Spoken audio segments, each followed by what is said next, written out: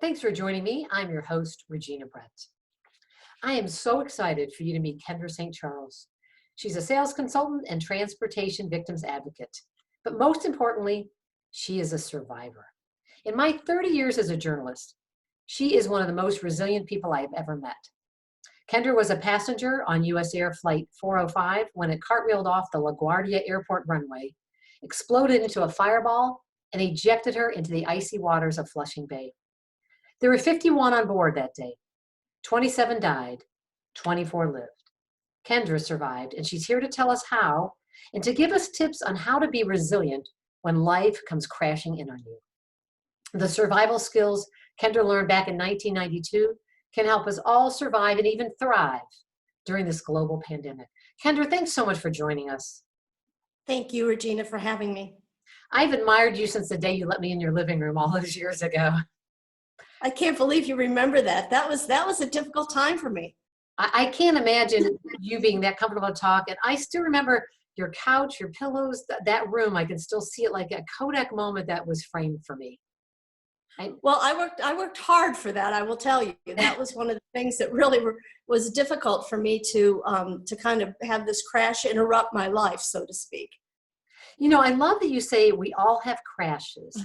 And I thought of you right when this pandemic hit, because we all had a crash. Everybody in the world it's somehow, whether it's financially or distancing from people you love. So I want to start your story. It's so powerful. I want to kind of break it up into pieces. Let's start with who you were before the crash. Tell us a little bit about your life. Paint a picture for us of who Kendra St.Charles was. Well, first and foremost, I was a single mother. I had gone through a divorce, never expecting to be single, and had a baby daughter at a young age too. So I hadn't really established myself with who I was. So I'd gotten into sales and had found some success and was really proud of the fact that I could have that house with a living room with the pillows, and the basketball hoop was outside, and really did. I was on a roll. I thought I was finding my way, and you know, we all have our own little rhythm we get into. And for me, it was being in sales and being a mother, and that I was really proud of and worked hard for. And before you got on that plane, your daughter was 16 and she was staying with your brother while you were gone? My brother came and stayed at the house. Yes, he was teaching school, and he stayed for the weekend with her. She had just turned 16, yes. So you went to New York, you were selling eyeglass frames to doctors, and there was a conference, and you got really prepared. I think you bought a bunch of clothes for the trip. I did. You have a great memory. I bought 3 of the most expensive suits I'd ever owned. And I couldn't believe I'd done that, and didn't really want to go to the trade show, to tell you the truth. I really was very content with being a mom and wearing my sweatshirts and jeans, kind of like I feel like I am now. But it was just an honor to be included with these other sales reps that were going to be there, and have them pay for my trip and my hotel in New York City. So I thought I'd better stay on top of my game and go get new suits, and be standing toe to toe with the reps from Boston and New York. And we women from Ohio tend to try to dress like New Yorkers so they don't think we're from like cow country in Ohio or something. That was really the truth. I really just wanted to fit in. So that's what I had done, and was excited then to go, and got there and worked and called home, a couple times a day, and checked on Tracy and talked to my brother Kevin, and everything was going smoothly without me. It's funny how that works too. So it was a cold day. It was March 22nd. It was snowing. It was so bad the flight from LaGuardia back to Cleveland Hopkins was delayed a bunch of times. And you finally got on the plane. Tell us when you got on that plane about the seating arrangement. It still strikes me as such a powerful 2 moments. I had been talking to another sales rep that would happen to be on the same flight. She was flying back to Akron as well. And we'd been delayed so much, and we'd just been chatting back and forth. Matter of fact, we actually shared a cab ride on the way to the airport. So when I got on, I went to sit in my assigned seat, and there was a gentleman sitting there. And so I said to the flight attendant, what should I do? And because that's what we do from the Midwest, we always ask permission. We're polite. We're polite, right? So then she said, sit wherever you want. We've got some empty seats. And the man that was sitting next to my friend had seen us walk on together and talk, and he said, here, if you want to sit here, you can sit here. So I sat by the window, and my friend Sally sat next to the aisle. There were just 2 seats. And we sat there and chatted for what seemed like an hour, because the flight kept getting delayed and delayed, and they de-iced once. And then it's pouring down snow. Tell us about the weather. The snow was coming down. As we know, living in the Cleveland area, it can snow. So here it is in New York, snowing and snowing. And as quickly as they were de-icing, I was by the window and I could see that the ice was forming on the window again. And I said to Sally, I said, I can't believe that they're going to let us take off in this weather. And then I told myself that they would never let us take off if it wasn't safe. I remember that distinctly. And the people behind me demanded that we be de-iced a second time, because we've been sitting there so long. Because at that time, the de-icing was, you got de-iced at the gate, you went out, you waited in line behind 8 aircraft, is what I found out later, before you take off. So finally, second de-icing, right before that happened, Sally said to me, do you want to change seats? And she and I ended up changing seats. So I went from what should have been my assigned seat to another seat, and then switched right before we took off. And I had never forgotten that twice you didn't get your assigned seat, and then you were in a seat and moved. And tell us about those 2 other passengers whose seats. Both Sally died, and the man at my assigned seat died. And that randomness of life, it's so powerful. Every time I get on an airplane, I got to tell you, I think of you, and I just think of that moment of not knowing what is happening next, and how you've just got to be so into your life and loving your life, because it's this randomness. It is, it truly is. And when I first survived and realized that they both had died, it was difficult for me. I have to tell you, the survivor's guilt really took over. And I can imagine that. I mean, and not just in the whole plane in general, but specifically, that seat was yours, that seat was yours. And there were moments afterwards where I thought I could have sat anywhere. You know, I was very arrogant about it, and I'm sure I would have survived. And then when it got nightfall and the quiet and the stillness happened, I would realize how I came within inches of dying. It was difficult. I can't imagine. Is it still difficult? I mean, does it change in time? It does. I think it does change in time. I think, you know, for a long time, I thought, what did God save me for then? Because he clearly had a plan. And yet I realized it is. And it's the randomness. It doesn't matter where you're sitting. It matters that I lived, and I need to live my life to the fullest. But that took years to come to. I bet. The other thing, when you said you had that little clarity of thought that said, oh, they'll never let us take off if it's not safe. Is it hard now to trust that little voice? Because, not that it was wrong, but, you know, sometimes we comfort ourselves. And like, how do you now comfort yourself knowing that, like, well, that one time it didn't work? You know what I mean? Well, the people behind me took up the slack for that. They are the ones that got us, you know, to be de-iced again.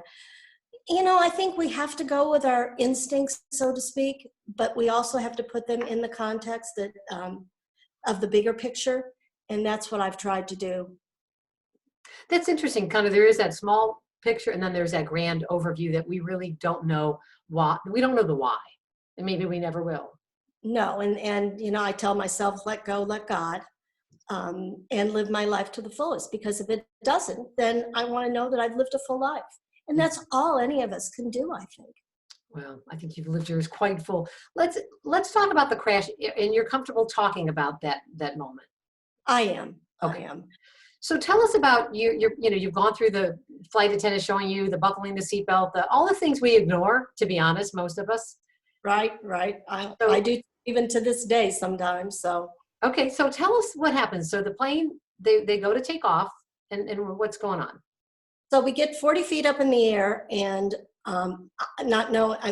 they've clearly stalled the left engine. So the plane, the physical being in that aircraft and having it bounced around like a little toy, it dipped to the left, and we did a slight maneuver to the right to get us to even out. And then it did a cartwheel to the left. And did you feel like you flipped over, sort of? Like, how did you feel on the plane? Well, it clearly was out of balance, so to Okay. speak. And the overhead bins ended up opening. Things were flying all over the place. It was chaos in a brief second. And then we did the cartwheel. What happened was the left wing got hit a storage unit coming down. It got ripped off. I was sitting on the left side. So what happened to me was I was actually ejected out of the aircraft, seat and all, and remember the smoke, the fire, and then I don't remember anything from that. I was apparently knocked out unconscious and hit the icy cold waters of Flushing Bay. And I'd had no previous knowledge that there was even water around me, around the runway or around the airport. I think in my mind, again, that we try to comfort ourselves, and I thought, oh, we're going to have to abort this takeoff. We'll just glide down, the downtown New York City, and here we are. But it was fast, it was quick, it was frightening. And what I did was try to protect myself and put my head in my lap and hit some kind of a crash position, which I have no idea where that came from. It's funny how those things work,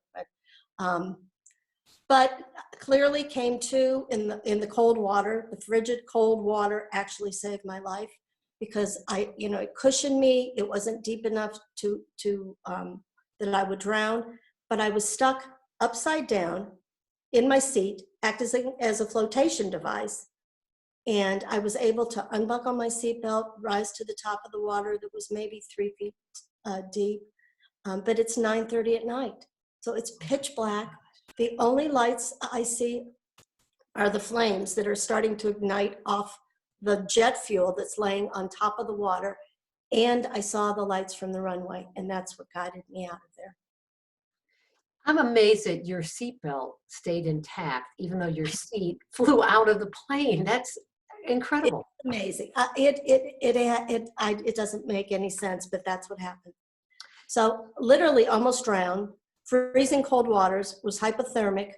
And it was still snowing. It was still Still snowing. snowing because I could feel the snowflakes hitting my face that had been burned, which I did not realize, but it felt like pinpricks all over my face. And I do remember that.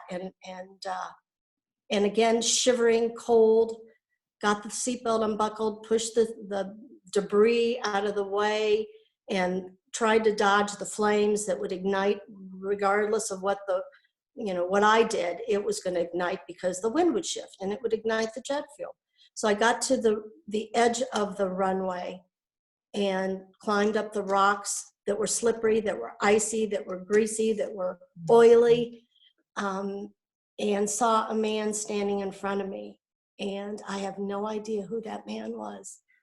And that's He said to another me, part I remember. This stranger, you've never identified him. No.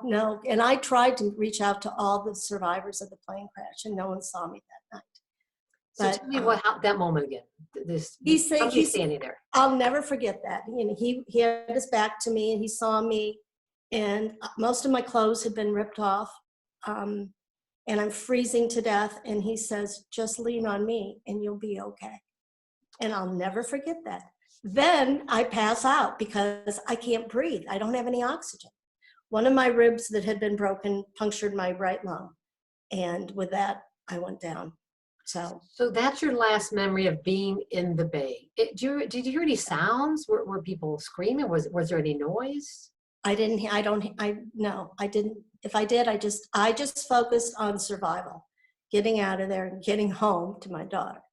And That's all I said. in that moment, did you kind of decide I'm going to make it? Or is there a moment where like I've got to choose life here? I don't know. I'm curious. That was later in the hospital. That was being hooked up to a ventilator. That's when I had I had the bigger picture at that moment, but not getting out of the water. It was just get out, get warm, get away from this fire, get away from this water, just find someone to help me get out of there. So you go from that moment to the next thing. Tell us about, you wake up and you're in a hospital? Yes, I wake up in a hospital on a ventilator though, so I couldn't talk. And I remember the emergency room doctor trying to get me to give him my name and my telephone number. because he wanted to call my daughter. And I didn't put any of that together at the time. They transferred me from the first hospital, Elmhurst, to New York City Hospital, Cornell in New York City, which had a burn unit. So they transferred me there. And I remember a couple people coming in. They brought a priest in, and I'm in and out of consciousness. They brought a rabbi in. They brought clergy in. So I don't know if they were giving me last rites, what they were doing. But I remember thinking, well, I've got all bases covered. That's good. That's, Jewish, Catholic, right. non-denominational. I wasn't, yeah. I felt okay. I mean, although the nurses told my family when they came in, keep her calm, keep her quiet. We don't want her to have a heart attack. So that was their concern. So you had 2nd and 3rd degree burns of your body. You had severe smoke inhalation, so your lungs were damaged. Yes. Only one lung was working too. The one that was punctured was not working. That was their critical concern. So you were on a ventilator for 3 days, and at any point, did you think you weren't going to make it?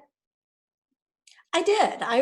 My brother came in probably on the 2nd or 3rd day and brought a clipboard. And my hands were, every finger was burnt. Every finger was individually wrapped, but I could take it in between my fingers and write. And I said, am I going to be okay? And I still have that.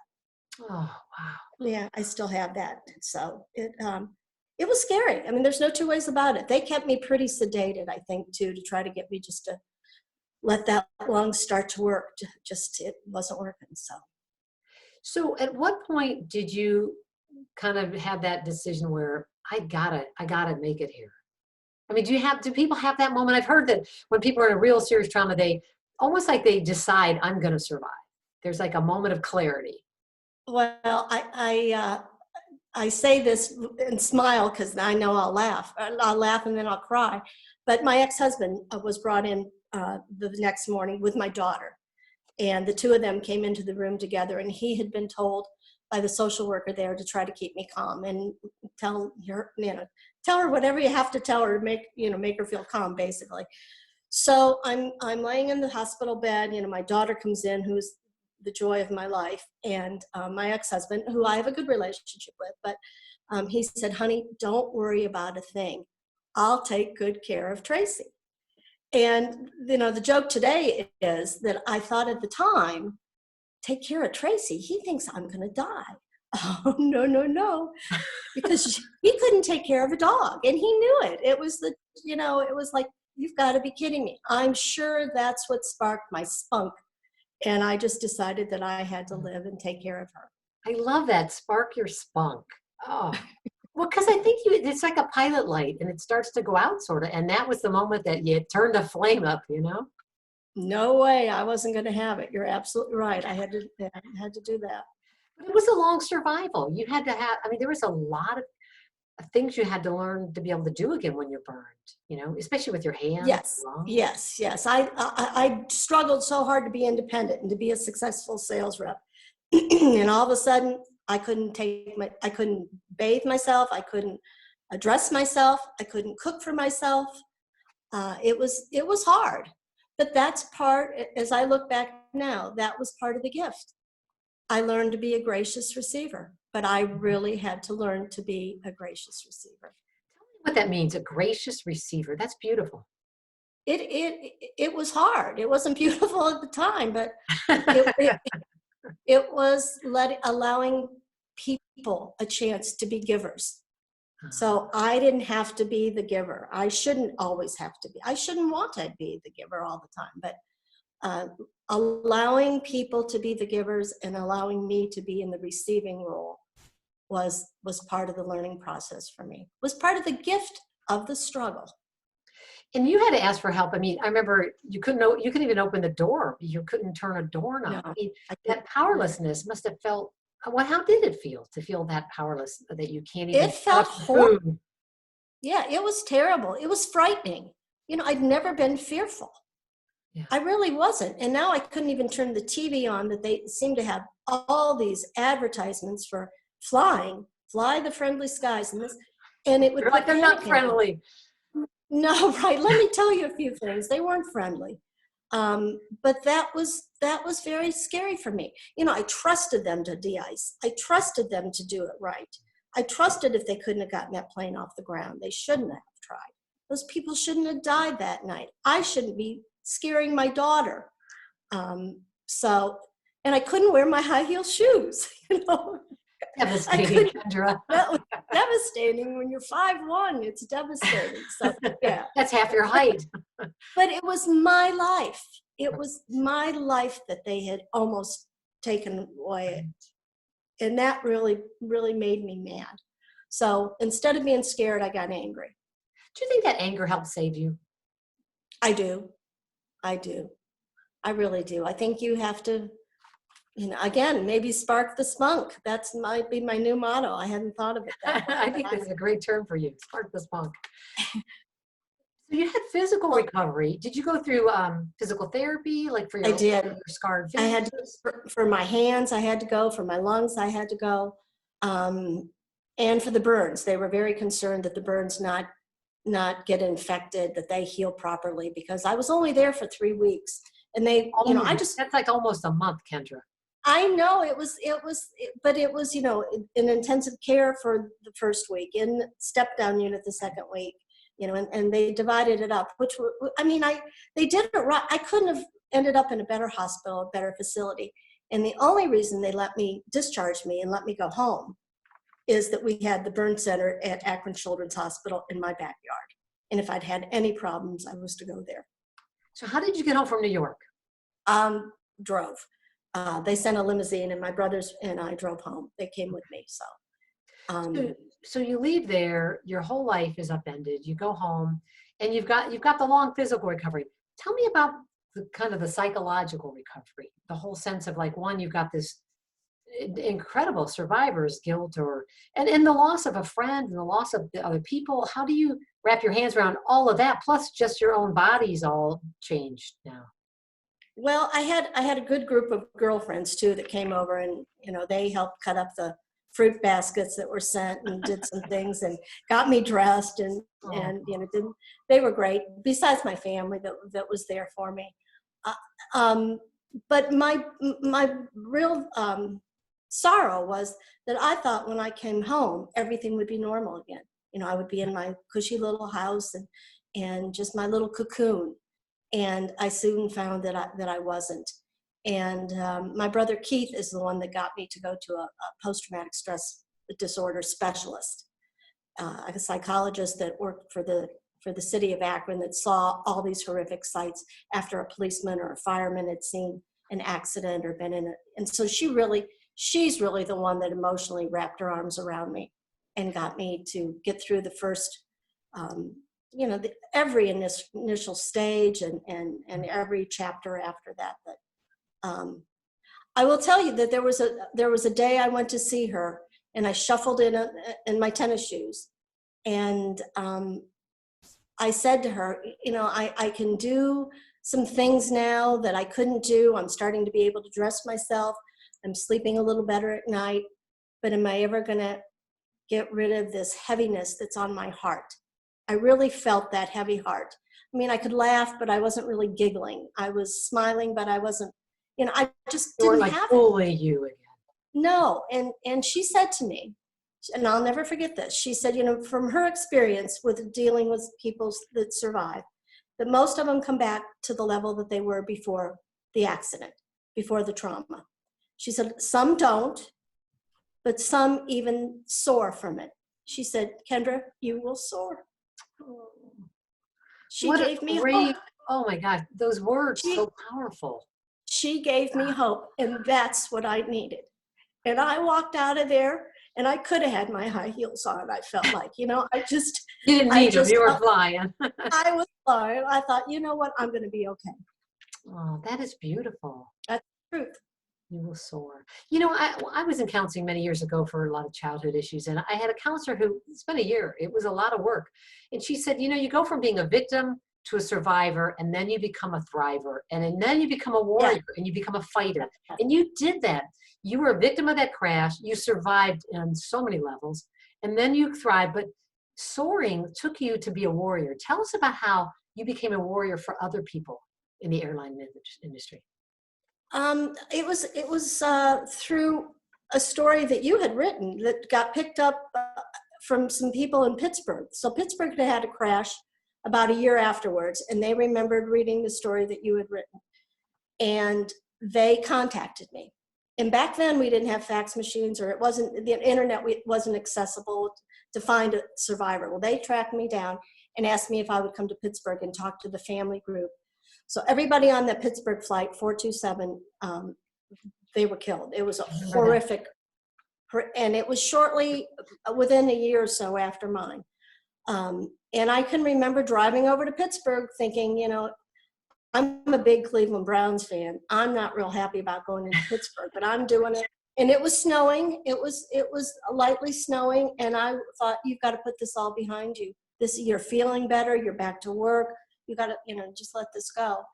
And I got there and I talked to the family group, and I'd never really spoken in front of a group before. They just wanted to know what to expect, what the airline was going to be. These were the families of the people who died. Families of the people that died, right. And afterwards, a young girl who was my daughter's age came up to me and she said, I just want to tell you how much I appreciate you coming to talk to us. My dad died on that crash. And I asked her how old she was, and she was my daughter's age. And I thought, but by the grace of God, go I. Who would have been there to comfort my daughter?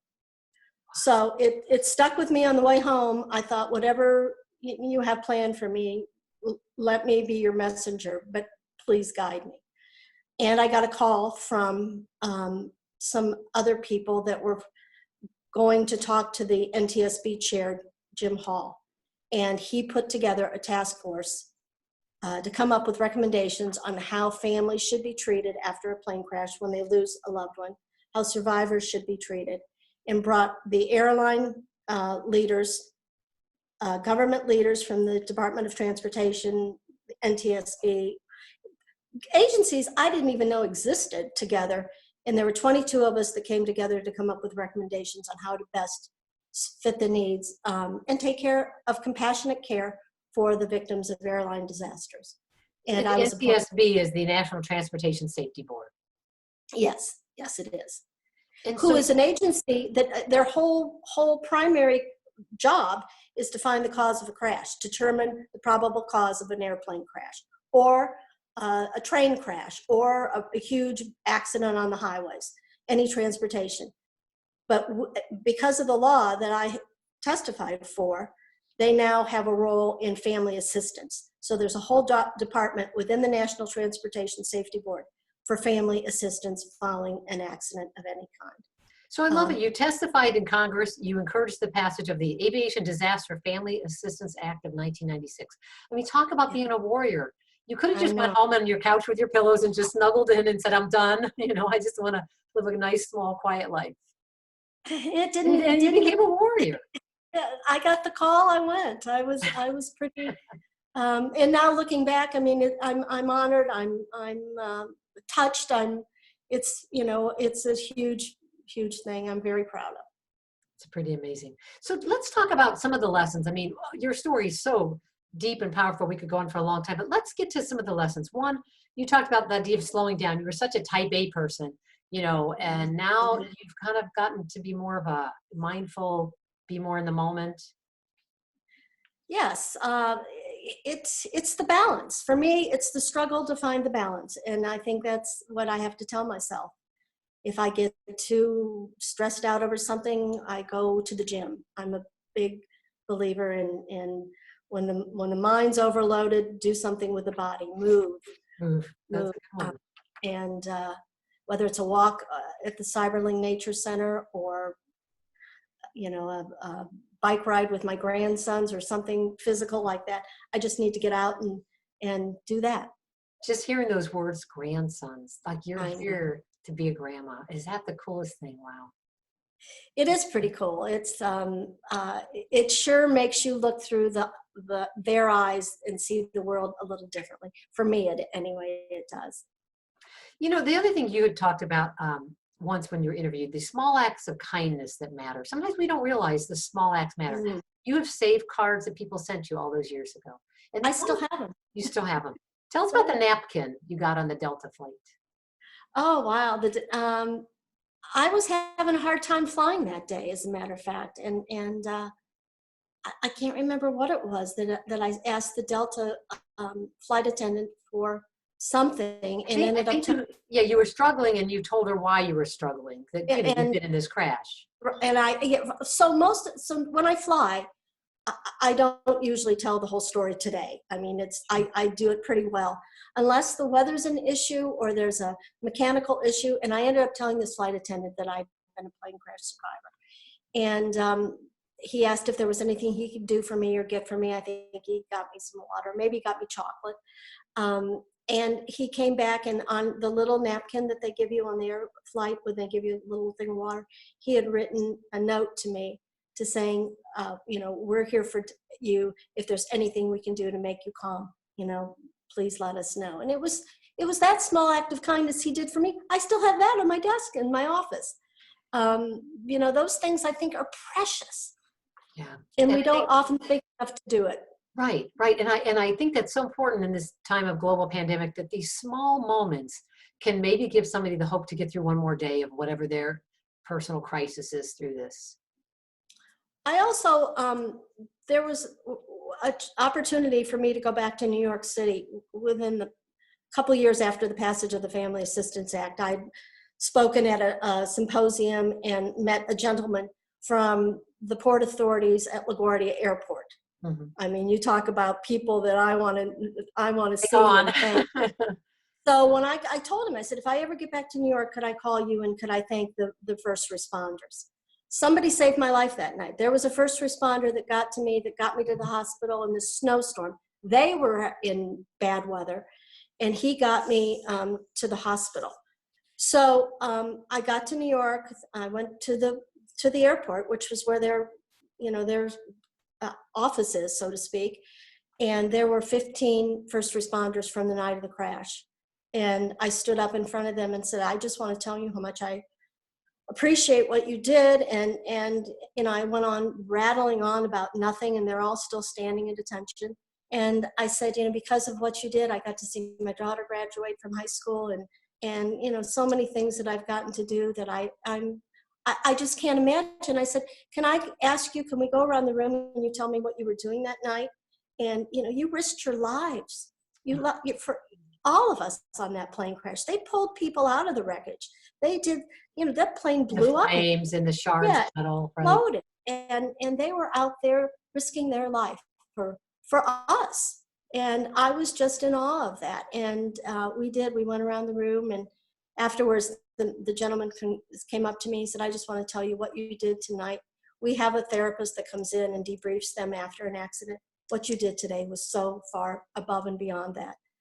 He said, as a matter of fact, I have a class of new students coming in. Would you come in and tell them your story? But you know, that I realized the value of helping, healing through helping. And that's what I had been doing. So all along the ways to try to be kind, it comes back so much too. And I'm so grateful. And today, what the first responders are going through, I'm just in awe of them. And I wish there was something more I could do to show them my gratitude. Maybe that's something that you'll inspire us to do, that moment that you gave them, maybe we can give that moment, whether it's to the people of the ICU, to clap outside the hospital, to send a little gift, whatever, some small, gracious moment. Yes, I look forward to that. Well, Kendra St.Charles, I want to thank you for sharing your story.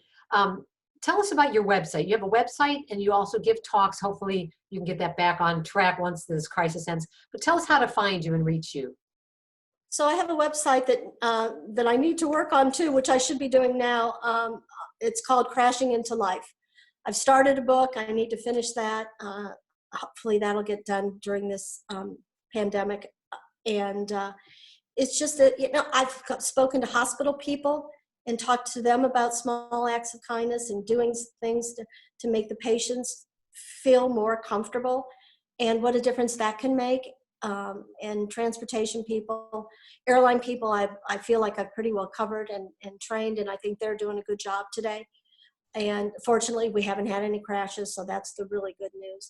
Really happy that the NTSB is headed by Robert Sumwalt. He's a grand man, and good to have for a family assistance kind of person too. So beautiful. yeah, that's my life. It was a life worth saving for sure. Well, you make it that way too. I'm very happy that our paths crossed, Oh, I'm and blessed. like I said, I was in such a fragile state when I first met you.